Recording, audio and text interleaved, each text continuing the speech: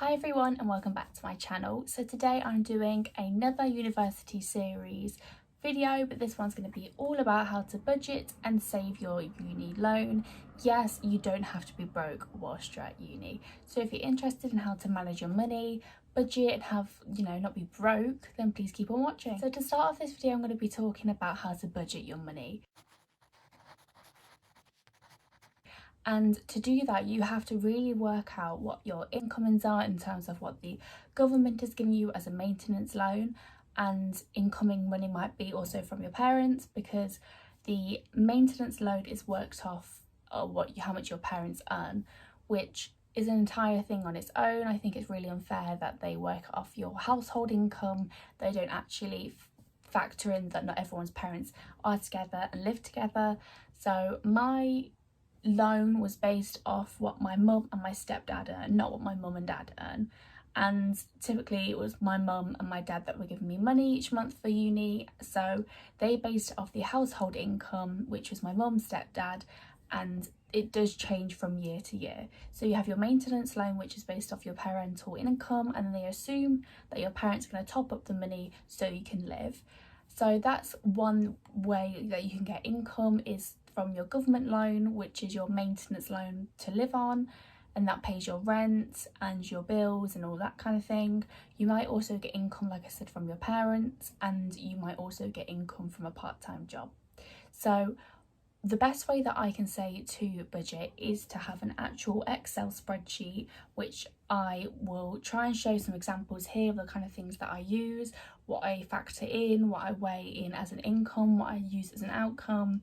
I also budget in everything, like my savings, I budget in to save, I budget my socialisation, I budget my phone bills, I budget my clothing, anything extra like holidays or anything that's going to be a bit of an extra chunk of money coming out.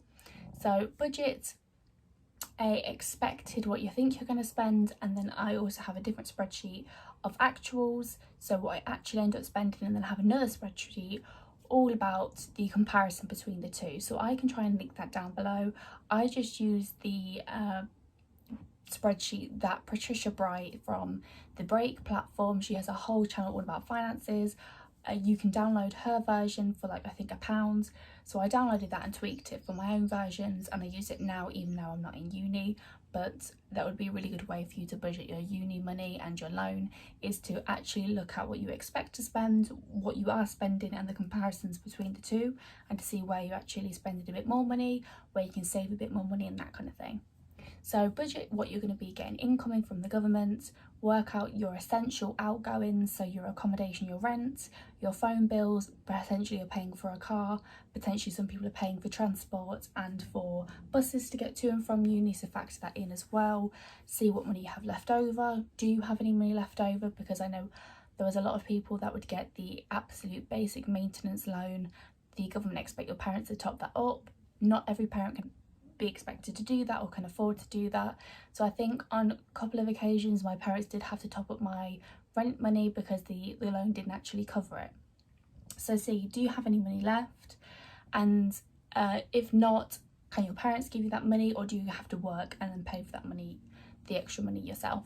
So another budgeting tip that I would use is I have 3 accounts. I know I've mentioned this before, but I would have my current account, my student account, and my savings account. So I would then keep whatever I can spend on whatever I want in my current account, and I would have perhaps £300 a month, knowing that I would spend all of that up. And now that £300 would be used to do my food shop, to do going out for drinks, to buy myself clothes, to live off for the month. £300 would do me fine. And then in my student account, that's where I had my rent money. And a top tip that I would give is do not touch that money, do not spend it, just keep it in your student account and do not spend it. And then I just kept that account and I never spent any of that money, and I just paid my rent with that. So I always knew that I always had my rent money sat there waiting to spend, and it was not money that I could use at my disposal. Again, some people use their governmental maintenance loan for different things. Some people will actually live off their government money. Other people will pay their rent with it. I've heard of some people that their parents actually pay for their accommodation and they live off the maintenance loan. So there's a number of different ways that you can budget and save your money, and the ways that you can use the maintenance loan, everybody is different. But for me, my maintenance loan was just for rent. I didn't use it for anything else. That's what I would do. Sometimes I would have a little bit of money extra left over, and sometimes I have to add money to it. So if I had money left over, I would keep it in there and then I'd just keep it rolling over. So by the time I ended up finishing uni, I actually had a bit of money left over, and then I spent that and invested that. But I'll move on to that in due course. Budget how much you expect to spend on food, socialising, clothes and that kind of thing, using spreadsheets. And one thing I will say is, do not spend that loan all at once. If you're using that loan to live off and not just for your rent, do not spend it all at once. Some people are getting the maximum loan, so that could be £8,000 potentially. And do not spend it all at once. Do not go on Pretty Little Thing and think, oh, I've got loads of money, I'll just do a £300 clothing haul, which I know a couple of my friends are guilty of. They get all of this money at one lump sum. They just think, oh, I've got money to burn, no problem. But that money is going to last you until, if you're getting it in October, it's going to last you until January. If you get it in January, that money's going to last you until April, which sounds like a long time. Not that you would get the £8,000 at once, that's what you would get overall. It's breakdown into termly instalments. But that money is not going to last you forever, and it will run out, and if you don't have a job or if you don't have money coming in from parents. So really don't spend it all at once. And another thing that I would say is make smart investments. If you have money left over, like I did not touch my student account. I had all of my loan money sat in there and I would not spend it. Make smart investments with that money. If you need a new laptop, go and buy a new laptop with that money. I know a lot of people used, I'm pretty sure you could get student discount on Apple. So a lot of people got their laptops that they would use for their uni work and got it at a discounted price because they were students and bought it through a money saving app. So make smart investments with that money. Don't touch the rent money, have it in a completely separate account. I saved all of my money in my student account, and by the end of my third year at uni I had roughly £2,000–3,000 left over that I didn't spend, I didn't need to spend. And I ended up putting some of my own money towards that and buying myself my first car, and I bought it outright. So you can make smart investments with your money and buy things like that you would necessarily take quite a few years to save for. I use my money in that way. Just to do an actual breakdown of the money that I got, I don't know if people will be interested, but I, of course, am looking down because I've made notes and calculations of exactly how much money I received in my first and second year, how much money I had to spend on accommodation, and how much money I got from working part-time, because I worked throughout my degree. I know a lot of people don't like to or don't want to, don't think they can. I had a very full-on degree and I still worked part-time at the weekends and non-term times. So I was able to save all of my student loan money and just pay my rent with that. I also got money from my parents each month and I tried to put that into my savings, and then I worked. So what I would work and the money I'd get from work, that's the money I lived off.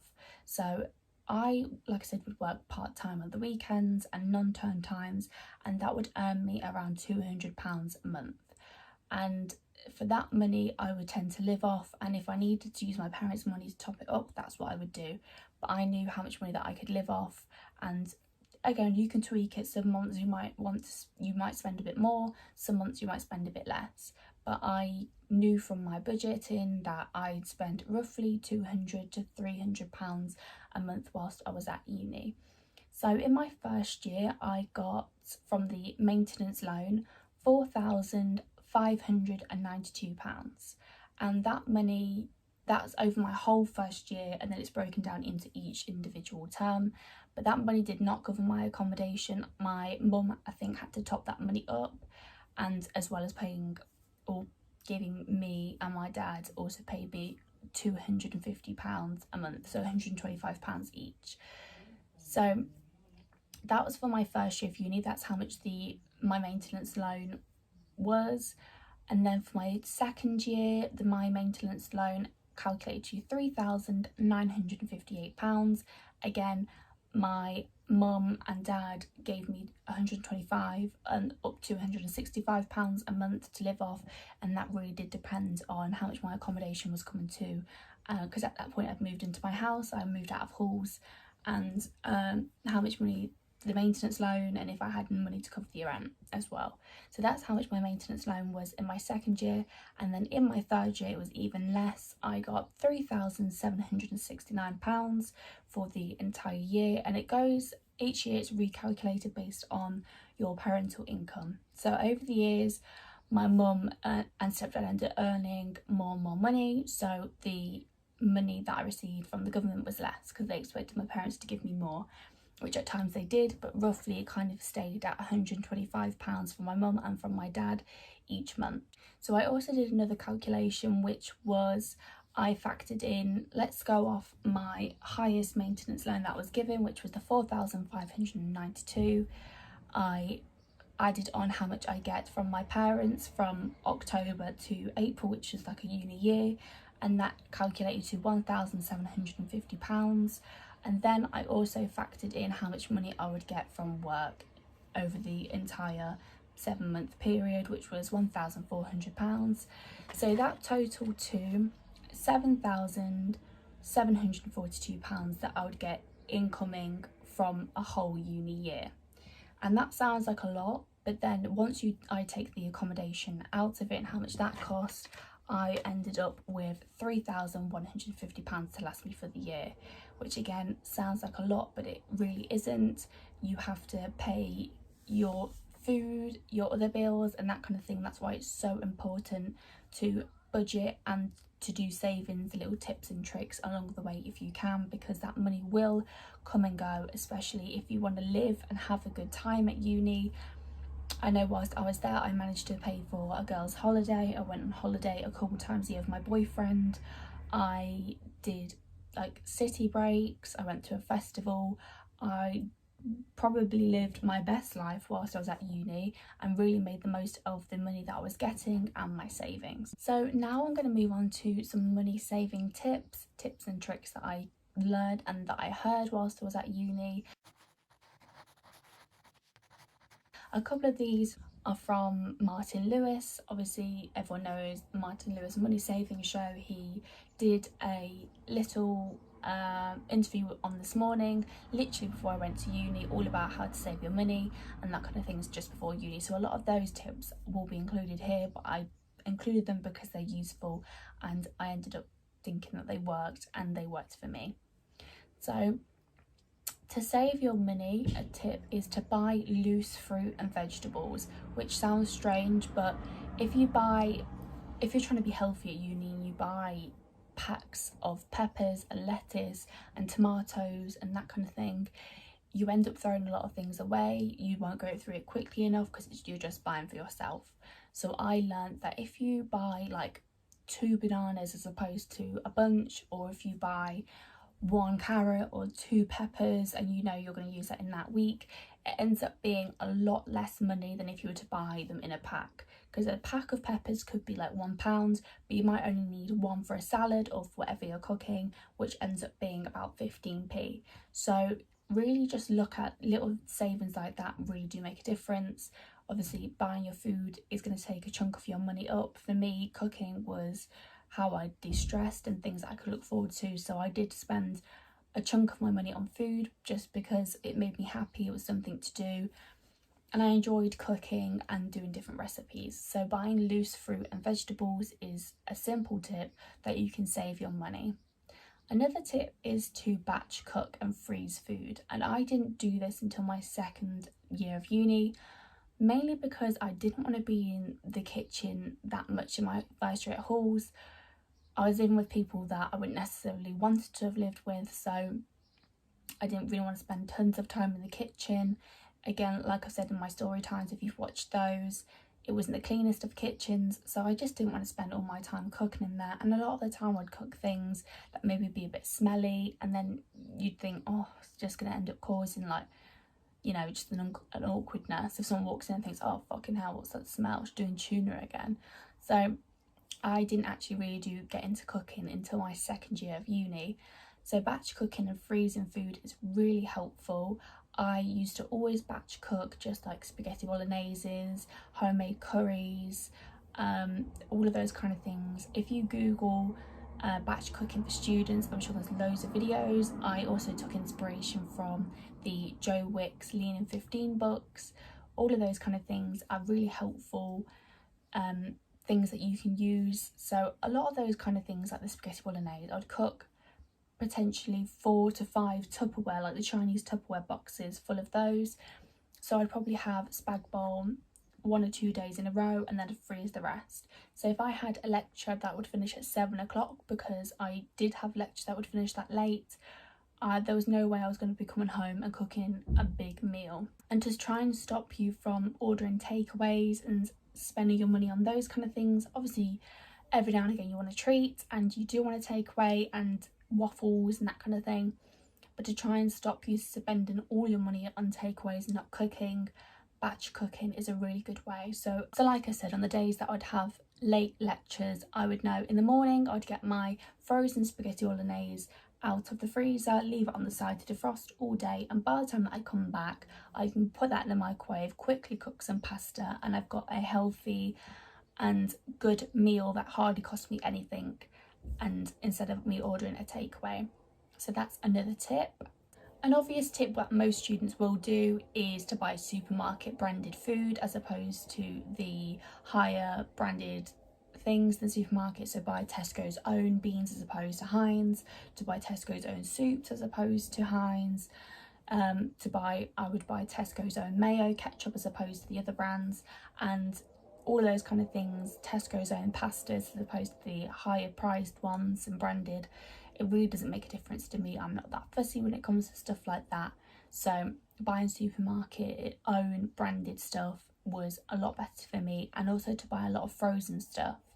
As much as I loved cooking fresh and cooking and batch freezing stuff, I found that having just like, sometimes you do just need a frozen pizza in the freezer, having some frozen vegetables. So if you're having maybe chicken, rice and just some veg, it's really quick, simple and easy. You don't have to go to the shops and it stops the food going off. So buy a lot of frozen stuff, meals that if you're feeling a bit lazy you can just cook and throw in the oven. It takes minutes.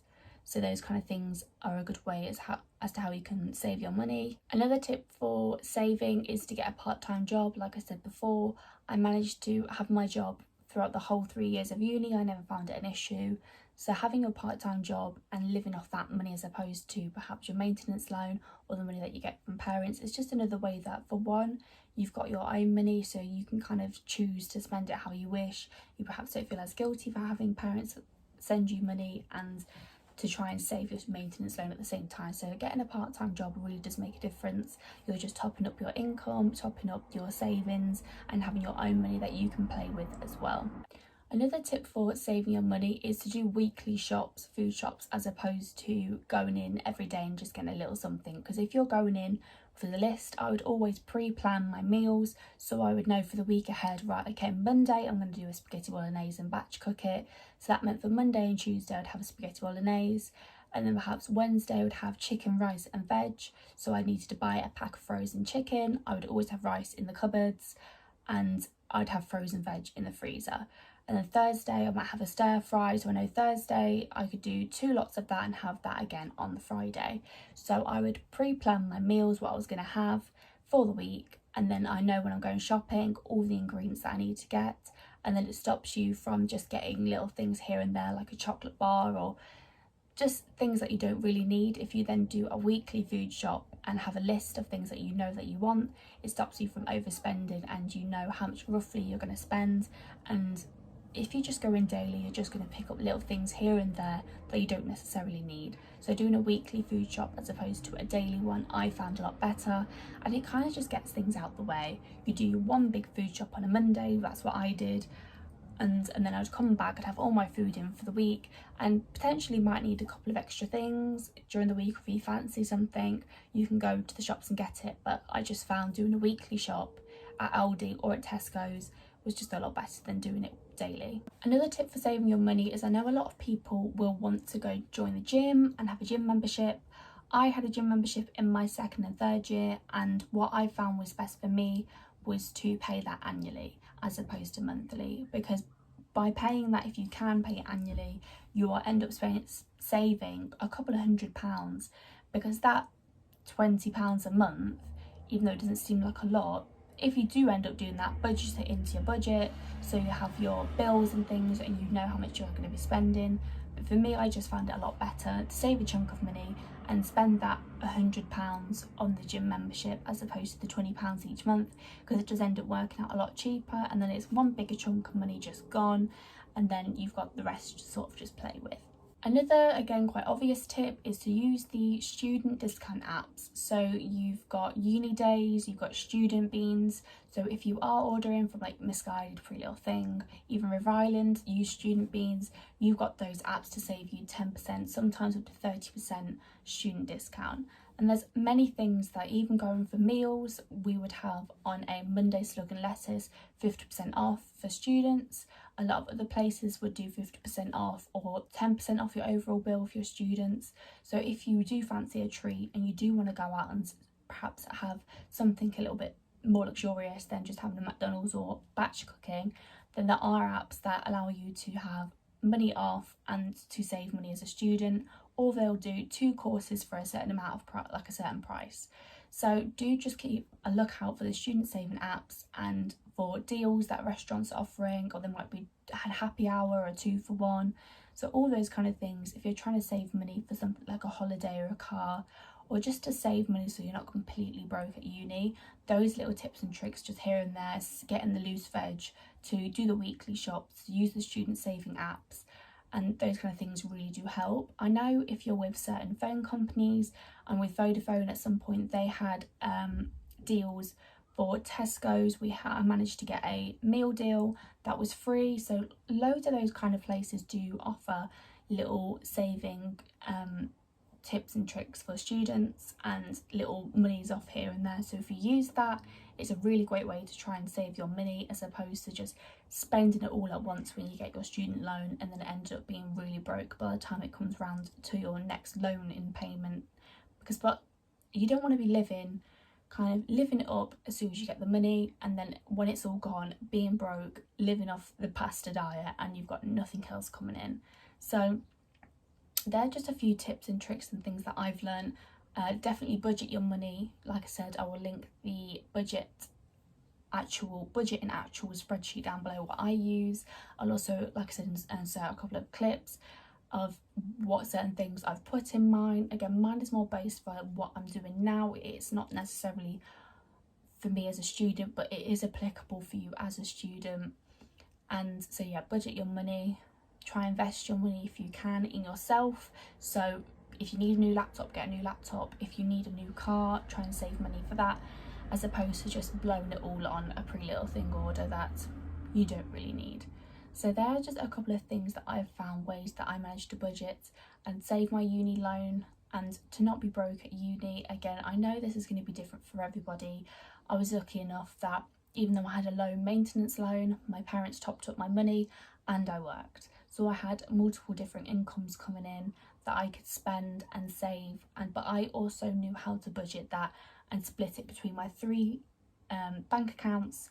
So I had whatever I knew I was going to spend in the month, my current, my savings, like not student ones, my just savings were for things like my treats, my holidays. If I know I'm going to spend a bit of money on holiday clothes or euros or that kind of thing, that would go into my just normal savings account, and then my student account would just be for rent and for bills and that kind of thing. So by splitting your money and having those different bank accounts, it allowed me to not be tempted to dip into my student one, and if I had any money left over, I'd put it into my savings. So really invest money in yourself, budget your savings, so you know, okay, so I get this amount of money a month, I'm going to put, even if it's just £20-30 a month, just a direct debit standing order into your savings. Each month that's going to add up and you end up with a couple of £100 that you can spend on whatever you want. So that's my video for today. I hope you really enjoyed it. Please give it a massive thumbs up, like, comment and subscribe, and I will see you in the next video. Bye guys.